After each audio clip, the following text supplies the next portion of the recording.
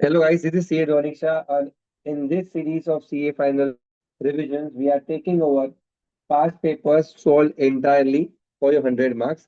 And today's paper we are targeting is May 2024. ठीक है, will be entertaining not only papers but also आपके exams के mock papers या कोई important theory जो आपको लगे you can comment it on. Question number 1 से शुरू करते हैं बच्चों. We will be targeting maximum 45 minutes to cover up the paper, maybe 10% here or there. But yes, less than 1 hour के अंदर we'll be targeting to finish the entire papers conceptually. Let's start with the first one. Question number 1 के अंदर हम just a second. Question number 1, and if first the first trick is always look into the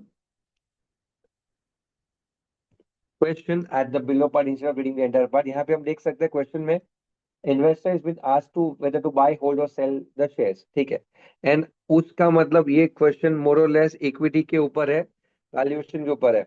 यहाँ पे हम देख सकते हैं risk free rate of return, market premium, beta, growth and dividend payment. ये दोनों चीजों को देख के what we can recollect is there are two things which they have asked. One is cost of equity को यूज करना as per CAPM because you have market risk premium, beta and risk free rate given to you. और number 2, Gordon formula use हो सकता है D1 upon के minus, क्योंकि growth भी दिया है, के भी दिया है एंड डिविडेंड भी दिया है. ठीक है, तो मोटा मोटी we are very clear with what we have in terms of question and what we need to answer. Let's understand the question fast. Investor is holding 1000 shares of X Limited and the current dividend that is called D0 is given to us as rupees 3. Market price that is P0 is given to you as 35.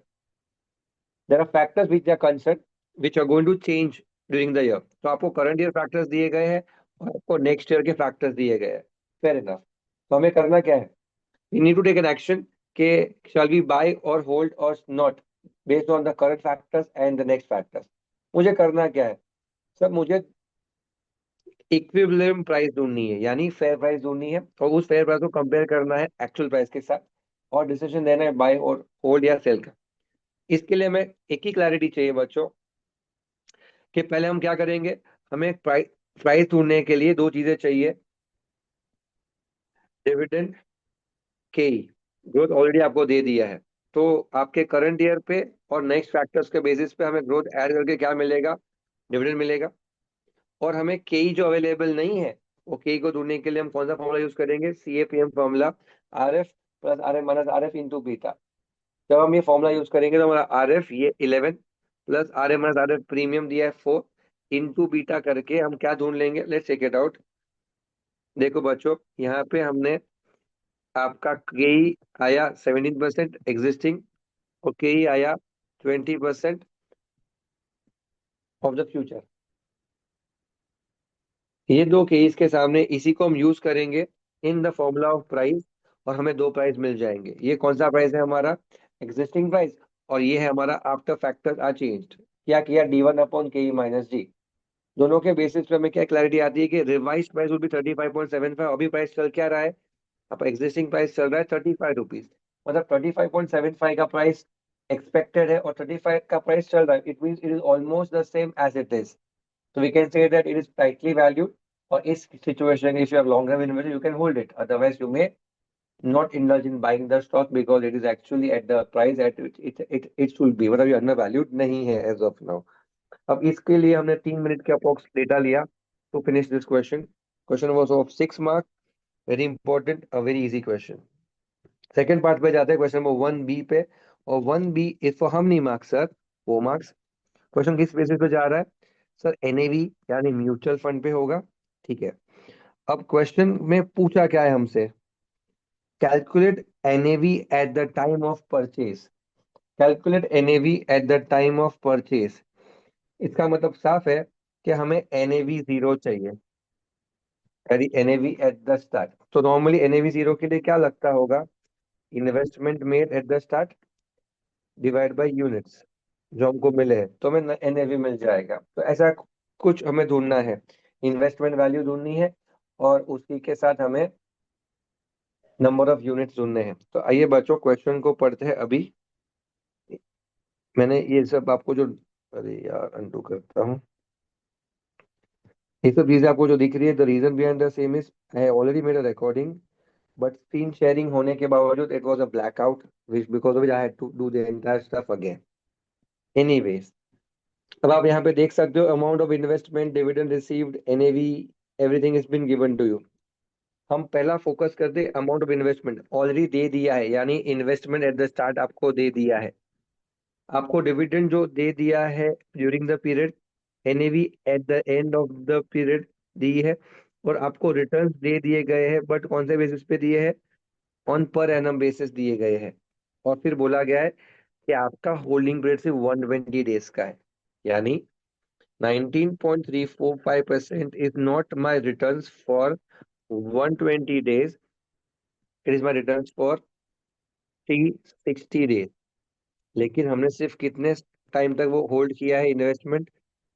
120 days के लिए। तो उस time period का return कितना होगा?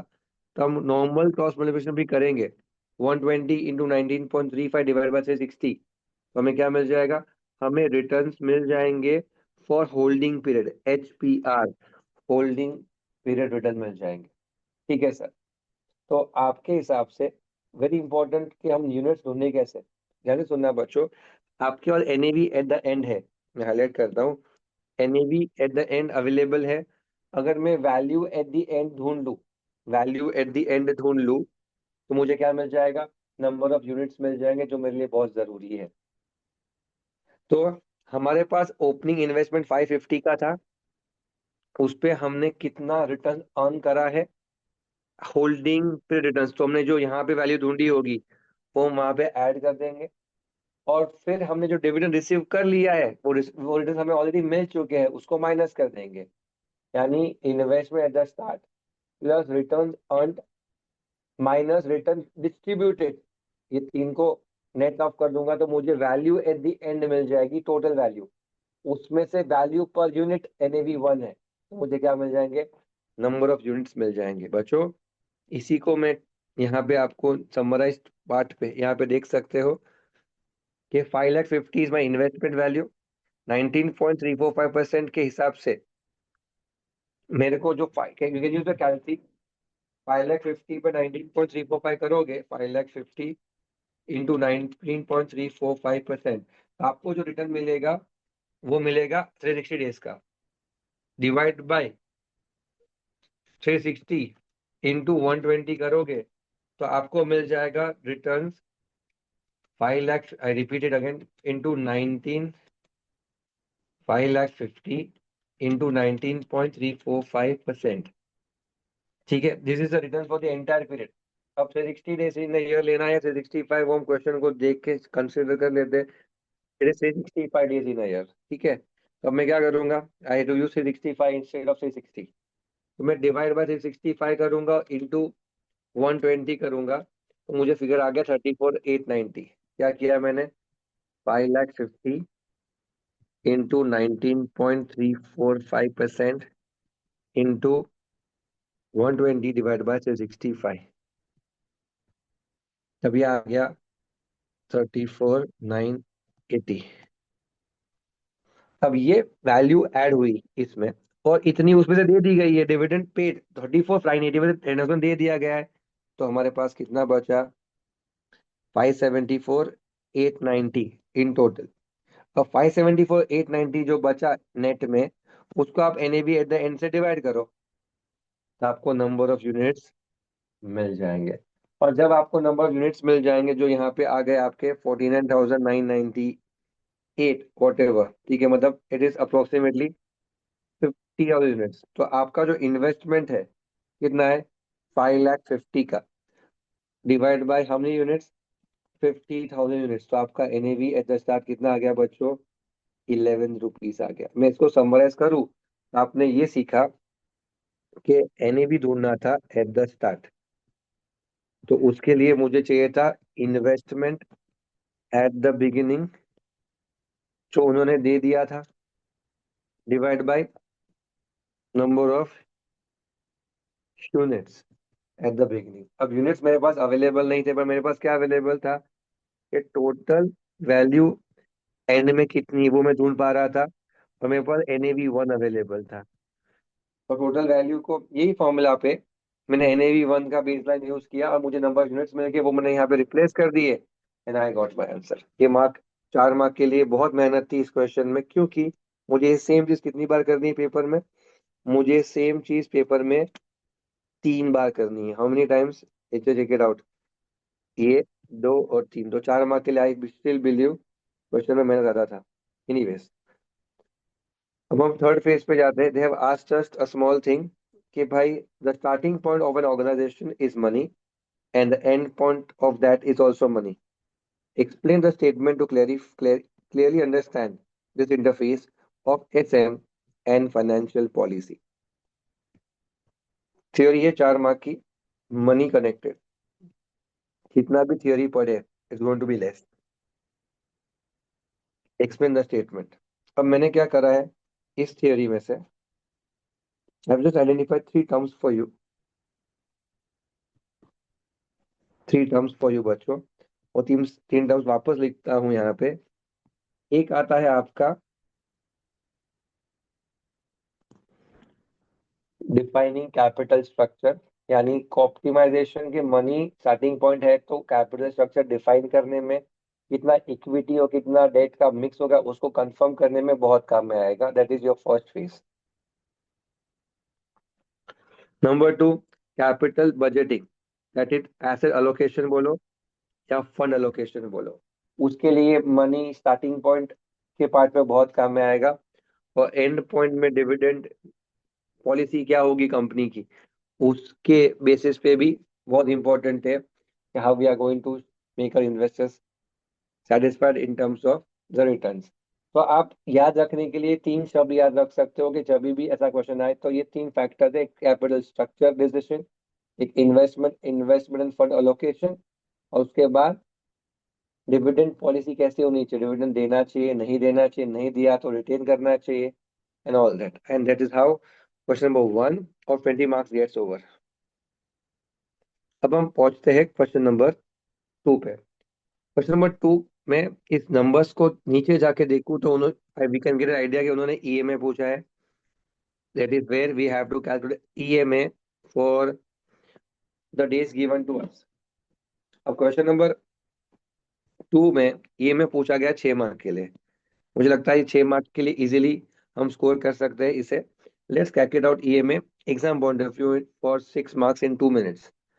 अब करना क्या है हमें इसके अंदर बच्चों, आपको एक EMA दे दिया है, प्रीवियस EMA दे दिया गया है प्रीवियस डे का, और आपको value of exponent for 31 days flat दे दिया है 0.062।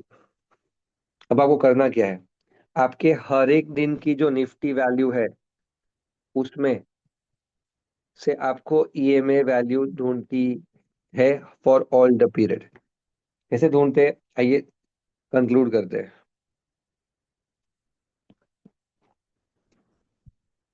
चलो, how do we conclude this guys? तो you have the Nifty value given to you, yes sir. मेरे पास प्रीवियस डे का EMA है, हाँ सर।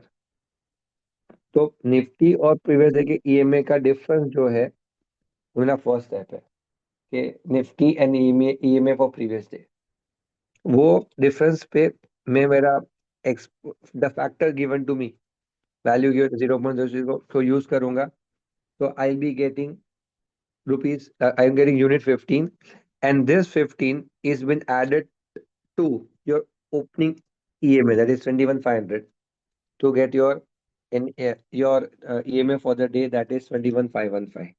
यानी निफ्टी वैल्यू जो है आपकी वो और EMA of the previous day का जो डिफरेंस है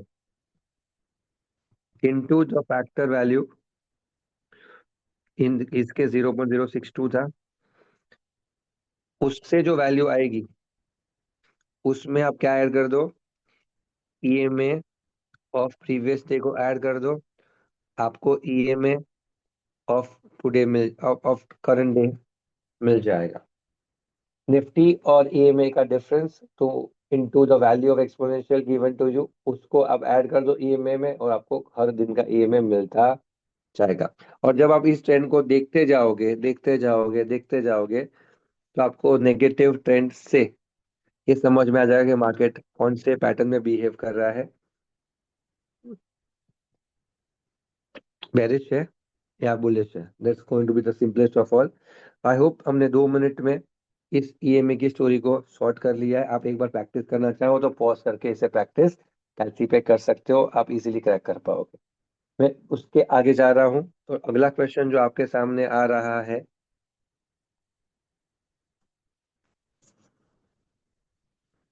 that's going to be for GDR. तो क्वेश्चन इज जीडीआर पे क्या पूछा गया, ये देखते हैं।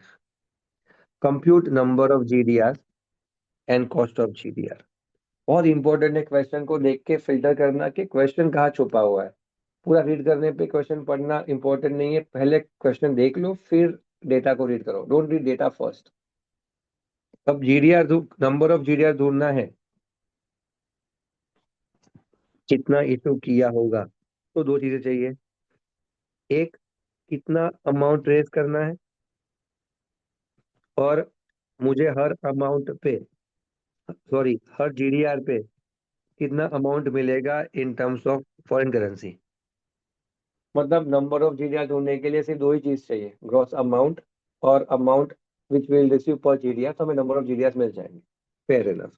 अब पहला चीज क्या ढूंढना है हमें, इसका मतलब ग्रॉस अमाउंट कितना होगा। ये क्वेश्चन में ढूंढे ढूंढे ये रहा। क्वेश्चन कहता है 15 million is the amount required और फ्लोटेशन कॉस्ट 3% है।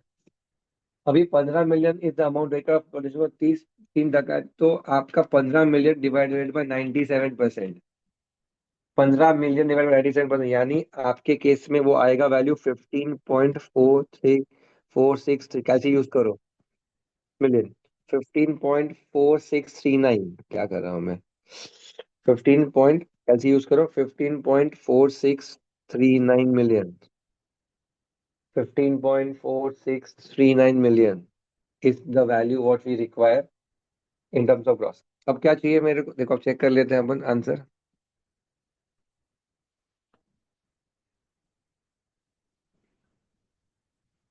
ये रहा आपका वैल्यू 15.4639, दैट इज 15.464 और 3 डेसिमल्स, ये वैल्यू आपको आ चुका है। अब सेकंड वैल्यू जो आपको चाहिए वो है एक जीडीआर पे कितना डॉलर मिलेगा। तो उसको समझते हैं बच्चों। पहला स्टेप कि एक जीडीआर में शेयर्स कितने हैं। नंबर दो, डिस्काउंट कितना है। नंबर तीन, फॉरेन करेंसी का रेट क्या है। आइए पढ़ते हैं बच्चों। पहला इन्होंने कहा है कि the price of the market, share share का प्राइस 350 रुपया है। नंबर दो, एक जीडीआर पे 3 शेयर है, डिस्काउंट 6% है, और फॉरेन करेंसी का रेट 84 रुपीज पर डॉलर है। हर एक को यूज करते हैं। एक जीडीआर में 3 शेयर आते हैं, प्राइस 350 रुपया, 6% डिस्काउंट, और 84 रुपीज पर डॉलर का रेट। इतना ही डेटा चाहिए था। चलो सर, तो 350 - 6% करो कैलसी पे। 350 - 6%, यानी एक शेयर हमें कितने का डिस्काउंट के बाद पड़ेगा, 329 रुपये मिलेंगे इन आईएनआर। ऐसे कितने शेयर होंगे, 3 शेयर से एक जीडीआर बनेगा, इंटू 3, यह आ गया आपका 987।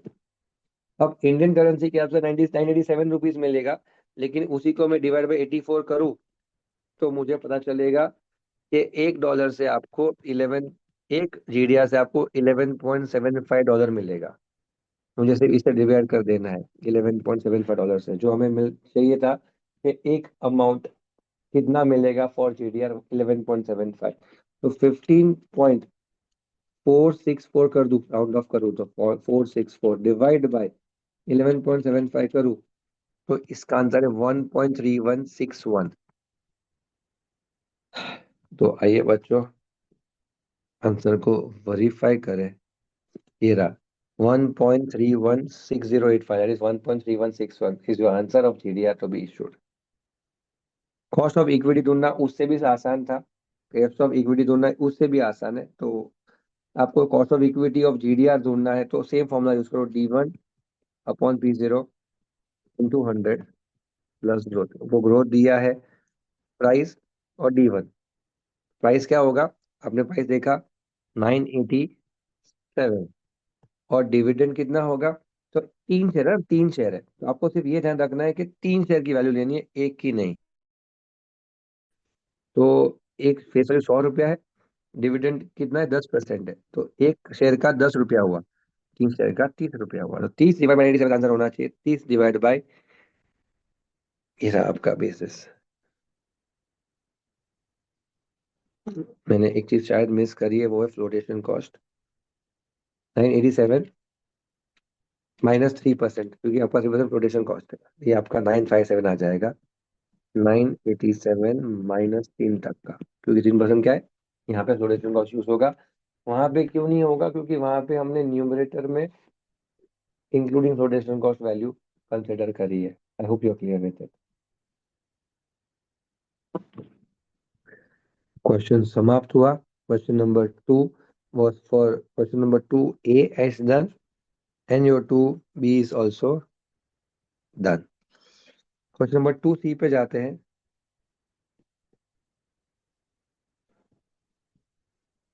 एंड 2C के अंदर बच्चों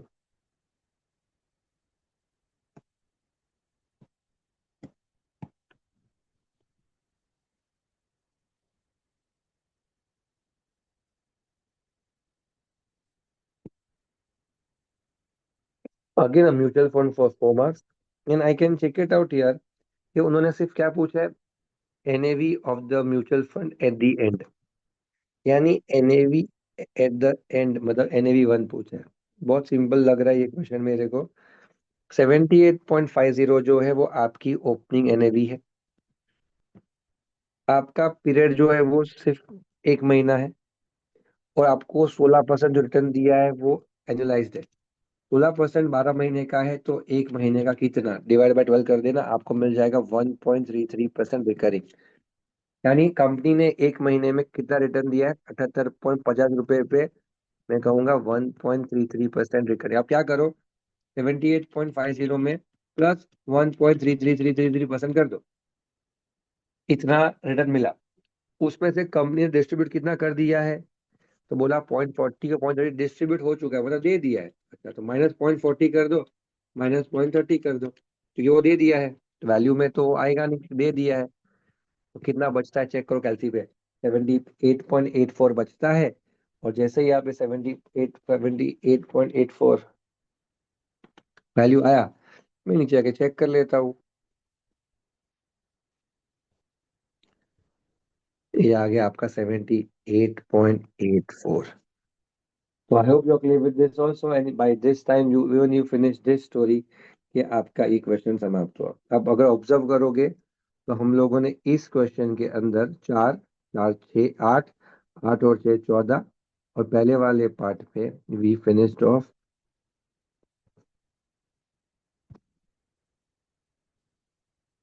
6 4 4, 14 and 14, 28 mark paper has been done, and let's move forward for the third part, your question number 3।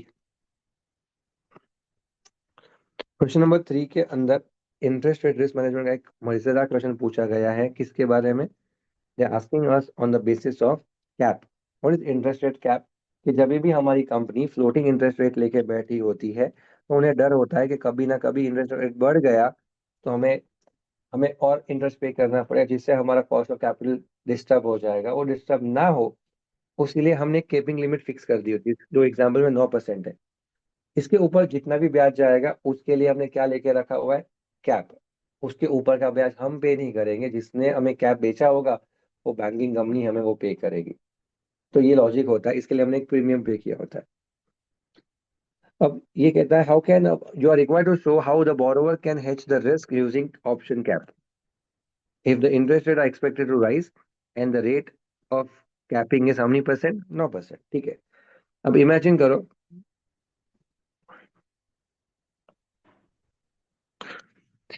इन्होंने पूछा है कि how can you hedge it. तो क्या हेज करने के लिए करना क्या है? I have to create a option cap with a 2 crore value 9% पे करूंगा, और इसके बाद ये होगा कि हर महीने हर साल जब मेरा ब्याज रिव्यू होगा, तब अगर वो 9 को क्रॉस करेगा तो मुझे फायदा होगा। हमें पता नहीं है क्या होने वाला है, हमें सिर्फ एक्सपेक्टेशंस होते हैं, राइट। ठीक है। अब इसके सोल्यूशन का जो पहला पार्ट है वो पूरा थियरी है, जो मैंने आपको बोला वही है, इसमें कुछ नहीं है। लेकिन सेकेंड पार्ट में उन्होंने बोला है, 10 मार्क के लिए पूछा है बच्चों, फर्स्ट पार्ट प्योर थियरी जो हमने बोला, assume that the premium negotiated by both parties is 0.80, यानी प्रीमियम जो आप पे करोगे to get a cap is 0.80 to be paid at once in October 1st, and the actual rate of interest on the respective due dates happens to be as follows. ये आपके interest rates होने वाले हैं in the future, happens to be, ये real जो हुआ वो, we don't know this, हमें पता कब चलेगा ये जब एक्चुअल डेट्स आएंगे। तो ये पूछता है how will the settlement be done, ये क्वेश्चन, ये नंबर्स को आप लिख लो कहीं पे, 9.5, 11, 9.25, 9 एंड 8, कहीं लिख लो फटाफट। आइए चलते हैं आगे, मैं वो दिखाता हूँ, 9 आपके मन में होना चाहिए। अब देखो, चलो, तब आपका फर्स्ट डेट आया और उसका रेट आया 9.5। देखिए हमारा तो कैपिंग 9 पे है, तो पहले हमें क्या करना है, 9.5 पे 2 करोड़ के ऊपर हमें ब्याज पे करना पड़ेगा। तो हमें 19 लाख पे करना पड़ा, लेकिन हमने कहा था कि 9 के ऊपर हम पे नहीं करेंगे। तो इसका मतलब ये होता है, सेटलमेंट ऐसे होता है कि 9 के ऊपर का पैसा आपको रिफंड किया जाएगा, यानी 0.5 इंटू 2 करोड़, 2 करोड़ इंटू 0.5% क्या आता है, 1 लाख रुपए। ये आपको वहां से वापस मिलेगा जिसके थ्रू आपने वो कैप ऑप्शन लिया था, यानी नेट आपके हाथ से कितना जाएगा, 18, जो 9 लाख 9% के हिसाब से बैठता है। अगले साल वो ब्याज का रेट 11 हो गया, अरे बाप रे, 11 तक पहुंचे, बच गए, हमने कैप लिया था 9%।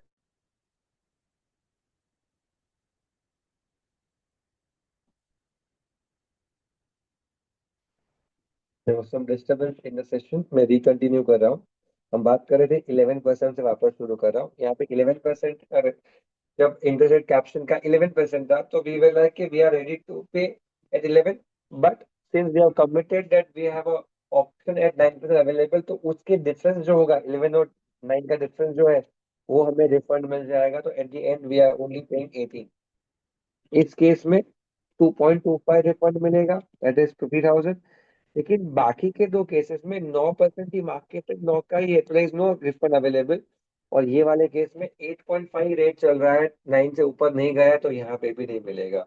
Let's how you compute the net interest payable.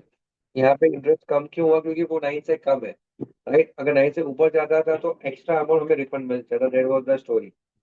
This was basically the story to question number 3A, and I would say this was wonderful question to score marks over the same. हम इससे आगे जाते हैं। They've asked a theory question here. Apart from support from government, there are few other reasons why India became a sustainable environment for startup. Startup के लिए sustainability का reasons क्या क्या है, गवर्नमेंट को साइड पे रखते हुए। तो the first and foremost thing is the pool of talent. सबसे second important thing is cost effective workforce, जहाँ पे हम कहते हैं Zomato and labour workforce they get a very at a very reasonable rate. India highest consumer of internet in the world, ये highest हो चुका है। Technological absorption is quite high in India, and fundings available in terms of seed funding, VCs and angel investors coming up. तो ये headings आप याद रख सकते हो for this answer. And by this basis again a 14 mark has been covered up. हम इससे आगे जाए तो we are getting question number 4 में the first question that's covering यहाँ पे call strike price and all. ये 6 मार्क का क्वेश्चन हमें आ रहा है फ्रॉम डेरिवेटिव्स। क्वेश्चन किस बेसिस पे है, आइए देखते हैं। इन्वेस्टर ने ना एक कॉल और एक पुट लिया है। The market received some information about ABC's tie-up with a MNC. This has induced the market price to move up. If information is false, ABC's stock price will probably fall dramatically. To protect from this, investor ने call भी ले लिया ये thought से कि भाव बढ़ेगा, और डर के नहीं बढ़ा तो उसके लिए एक पुट भी ले लिया है। अब उसने कॉल और पुट का रेफरेंस दिया है कि कॉल जो खरीदा है वो 45 के स्ट्राइक प्राइस पे खरीदा है, तो उसके लिए उसने 3 रुपए का प्रीमियम दिया है। और पुट जो खरीदा है, दोनों दोनों बाई किए, दोनों में आप क्या माने जाओगे बच्चों? होल्डर माने जाओगे। और दोनों केसेस के अंदर पुट में आपका स्ट्राइक प्राइस जो है वो 42 है, और प्रीमियम जो आपने पे किया वो 2 रुपये है। आपको रिवाइज करवा दूं, कॉल में आपको मिलता है राइट टू बाय, और पुट में मिलता है आपको राइट टू सेल। राइट है आपके पास, ऑप्शन है आपके पास। अब ये कहता है, अगर आपके पास 100 शेयर है कंपनी के, तो what will be the scenarios अगर प्राइस 44 या उससे कम रहती है, अगर प्राइस 34 हो जाती है, या कि अगर प्राइस 46 हो जाती है। तो 3 आउटकम्स दिए गए हैं और हमें इसको क्रैक करना है। क्वेश्चन ये रहेगा, हम इजीली सॉल्व करने की कोशिश करें। क्या आप 45 पे बाई करोगे? अगर मार्केट में रेट 44 चल रहा है सर, मैं 45 बाई क्यों करूँ? तो मैं लैप्स कर दूंगा मेरा ऑप्शन। क्या आप 45 में बाई करोगे जब आपका मार्केट प्राइस 34 चल रहा है सर, मैं 45 बाई नहीं करूँ? तो ये भी मैं लैप्स कर दूंगा। लेकिन क्या आप 45 में बाई करोगे जब मार्केट में 46 चल रहा है सर? हाँ, क्यों? मुझे 1 रुपए का गेन होगा। तो ये लैप्स लाइफ एक्सरसाइज हो गया। आगे, क्या आप 42 में सेल करोगे जब मार्केट में राइट टू सेल आया ना यहाँ पे? क्या आप 42 में सेल करोगे जब 44 में मार्केट में प्राइस चल रहा है? तो मैं सेल 42 में नहीं करूंगा। क्या आप क्या आप 42 में सेल करोगे जब मार्केट में रेट 34 चल रहा है? सर ऑब्वियसली करूंगा। क्या 42 में सेल करोगे जब मार्केट प्राइस 46 चल रहा है? मैं इस पे भी लैप्स करूंगा। यानी दोनों लैप से तो आपका premium paid is your cost, in 200 is 500 will be your outflow.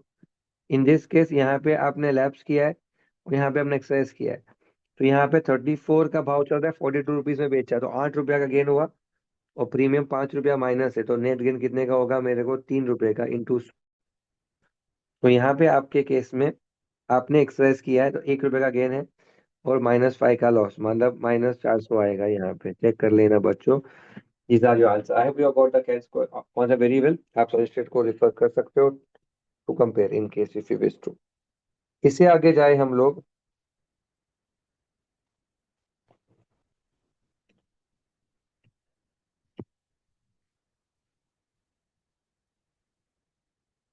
PQ limited plans to acquire RS. ठीक है, पीक्यू आरएस को अक्वायर कर रहा है। 4 मार्क क्वेश्चन।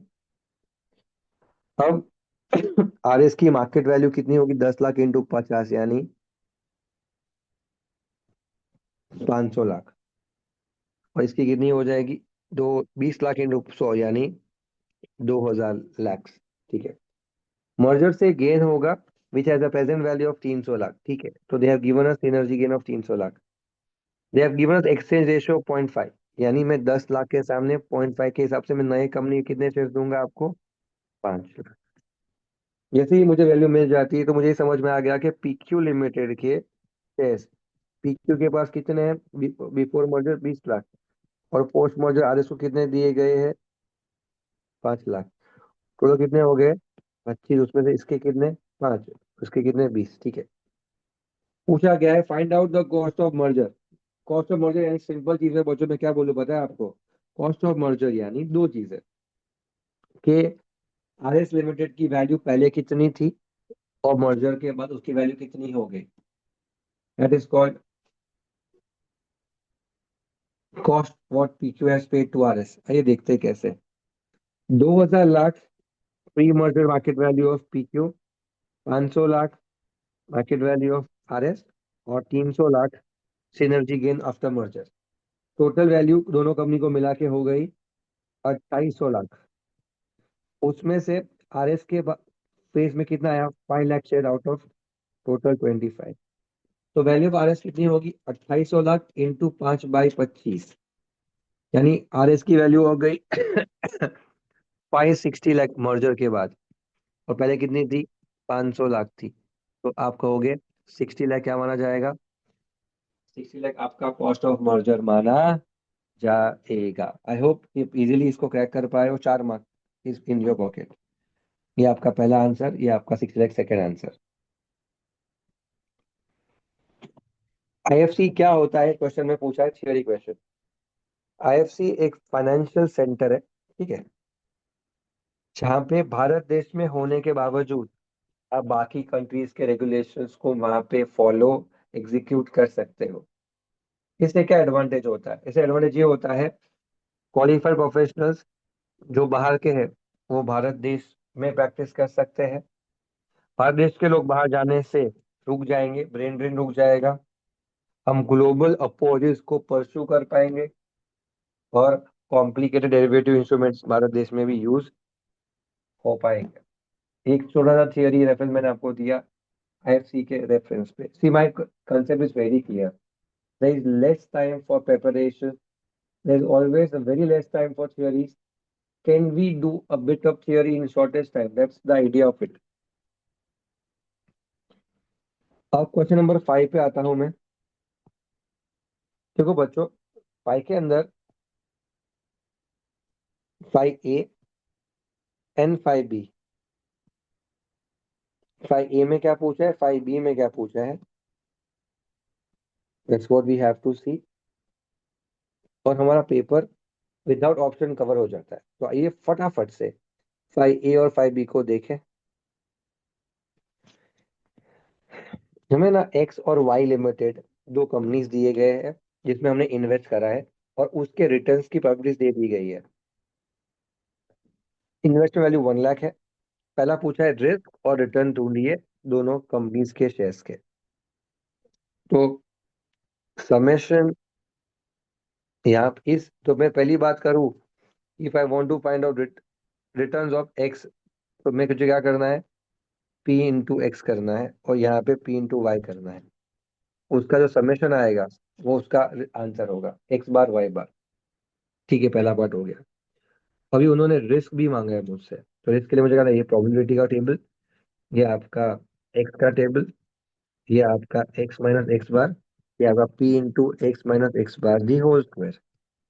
इसका टोटल यहाँ पे करोगे आप, उसको आप स्क्वायर रूट कर दोगे। ये आप करते आ रहे होंगे। इतना करने पे आपको एक्स का बाजू में वाई का क्या मिल जाएगा, स्टैंडर्ड डेविएशन मिल जाएगा। पहला पार्ट हो गया पूरा। सेकंड पार्ट में compare the risk and return of this two shares with a portfolio of this share in equal proportion. तो अगर रिटर्न चाहिए मुझे, रिटर्न ऑफ पोर्टफोलियो, तो weight of X into return of X plus weight of Y, return of Y. अब ये तो आपके पास already X bar Y bar यहाँ पे आ चुके थे, उसको 0.50 से मल्टीप्लाई कर दो, आपका काम हो गया। सेकंड में ये ढूंढना है मुझे डिविएशन, तो weight of X into deviation of X plus weight of X the whole square into deviation of X the whole square वाला फॉर्मूला जो है, plus weight of Y the whole square into deviation of Y the whole square plus 2 into weight of X into weight of Y into, यहाँ पे correlation भी नहीं है, कोवरेंस भी नहीं है, तो हमें क्या करना पड़ेगा, हमें कोवरेंस ढूंढना पड़ेगा। I hope you remember that. और कोवरेंस का बेसलाइन हमारा यहाँ पे X minus X bar into Y minus Y bar into P.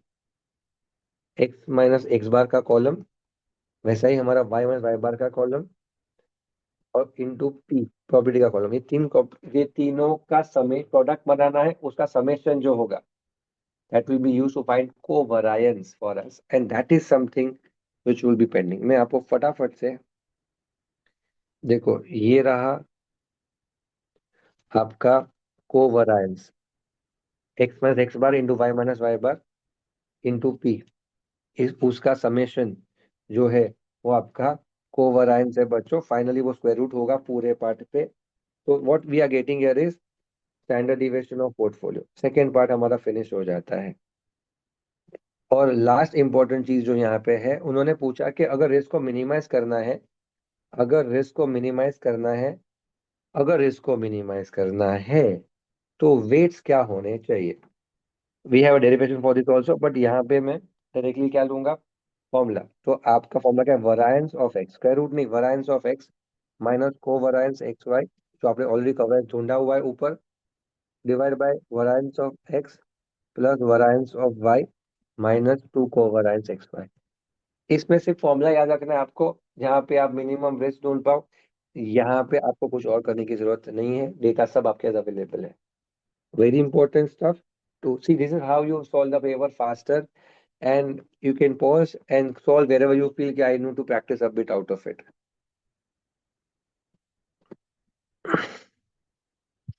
मैं सेकेंड पार्ट पे क्वेश्चन पे आता हूँ बच्चों। क्वेश्चन सेकेंड पार्ट का क्वेश्चन हमें कहता है क्या,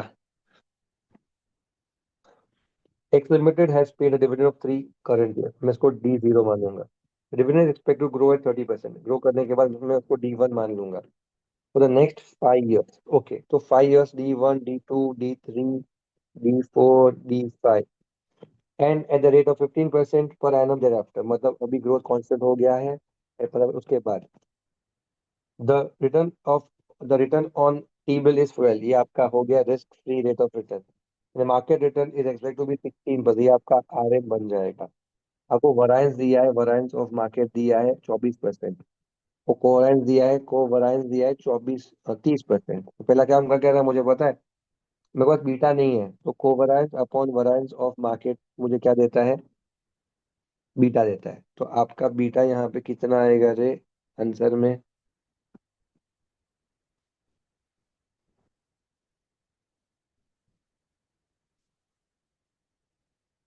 13।